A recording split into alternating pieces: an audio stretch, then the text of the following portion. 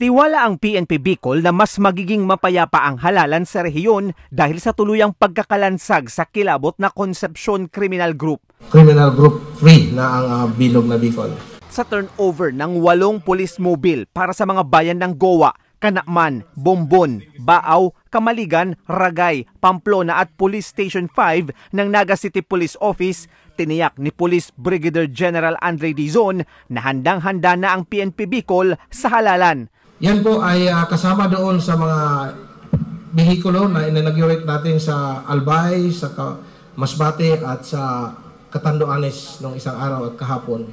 Paanauhin sa aktibidad si dating House Appropriation Committee Chair Representative Elizalde Co na nagpasalamat sa inisyatibo ng pulisya para sa payapang halalan at nagpaliwanag kung paano napunduhan ang 100 police mobile para sa PNP Bicol. Yung nabinaba yung fund sa Region 5 pero kailangan ibalik sa Manila kasi mas capable ang magpabid daw ang Manila. Kaya pumayag naman si RD kasi sabi niya mukhang mahihirapan din ang 100 sasakyan po siya.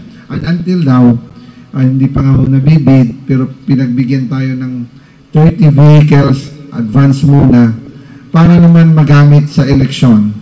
And we asked the COMELEC kung ano masasabi since it's a national project and it's for the election, hindi naman siya for local officials, hindi naman siya for tulong sa barangay. So, it's okay lang. Pagkatapos mabasbasan, dinala agad sa mga benepisyaryong himpilan ang mga police mobile para magamit na sa pagresponde sa mga sumbong ng vote buying at selling. In fact, dito po sa Camarines Sur, mayroon na pong sampulan.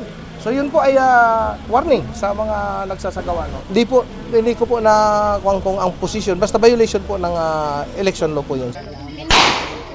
Tiniyak ng PNP Bicol na kontrolado nito ang seguridad sa kabila ng mga naiulat na insidente ng harassment ng armadong grupo tulad sa Camarines Norte na tinungo rin ng 2 opisyal para sa parehong aktibidad.